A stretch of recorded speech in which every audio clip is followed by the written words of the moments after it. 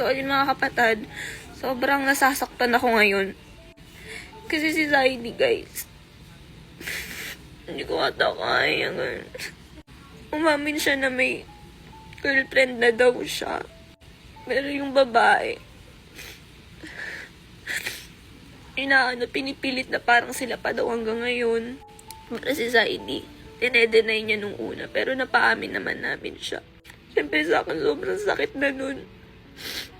Kasi, sila pa pala nun, pero para daw kay Zaidi, hiwalay na daw sila. So, pumunta dito yung ex niya daw kuno, or girlfriend ba niya hanggang ngayon. Pinipilit niyang kunin dito si Zaidi. Siyempre, para sa akin, sobrang sakit nung ginawa niya.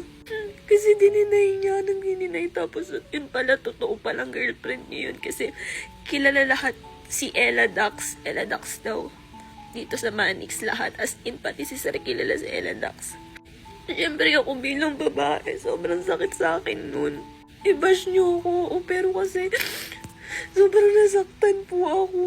Kasi minahal ko naman po siya, pinapol niya ako sa kanya. Tapos malalaman ko, may ginost pala siya ng 6 months.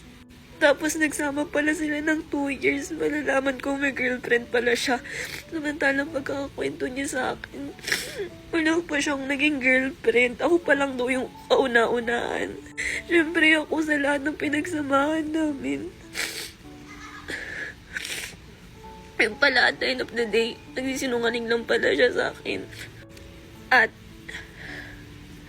mahal pa siya ng girlfriend niya. So, siguro, nahayaan ko na lang din sila. Ibibigay ko na lang din ulit si Zaidi kasi total mahal pa rin naman siya nung babae. Alam ko po na binabash niyo ako ngayon kasi sinusungit-sungitan ko siya, inaartihan ko siya. Pero guys, mahal ko po si Zaidi. Tapos malalaman ko may girlfriend pala siya. Nang ginost niya ng 6 months tapos 2 years na silang nagsasama tapos dinedenay pa niya. Siyempre sa akin gaano kasakit yun. Buong pagkatao ko nilait nung babae. Wala naman ako ginagawang masama. Gaano ba ako kasamang tao para gantuhin? Lagi na lang ako niloloko. Malagi na lang ako iniiwan. Malagi na lang akong nasasaktan. Ayan mga kapatid, alam kong ibabash nyo na naman ako dahil sa nangyari. Pero ako mga kapatid, nasasaktan lang po talaga ako sa mga nangyayari ngayon kasi paulit-ulit na lang talaga. At syempre, napamahal naman na ako sa tao. Sinong hindi masasaktan dun? Alam ko namang wala akong karapatan kasi nga wala namang kami. Pero kasi sobrang sakit nun para sa akin makikita ko sila ng ganun tapos nagsama pa pala sila dito. Okay lang naman sana kung umamin siya sa akin. Pero kasi yung paulit-ulit niyang dininay sa akin, yung pinagsinungalingan niya ako, manloloko na yung ginawa niya.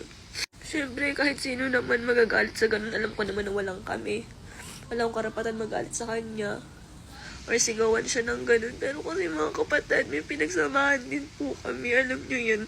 So ayun, nagkulong ako dito sa kwarto kasi nga kakaamin lang ni Zaidi about doon na naging girlfriend nga daw niya. So siguro hindi na muna ako lalabas dito.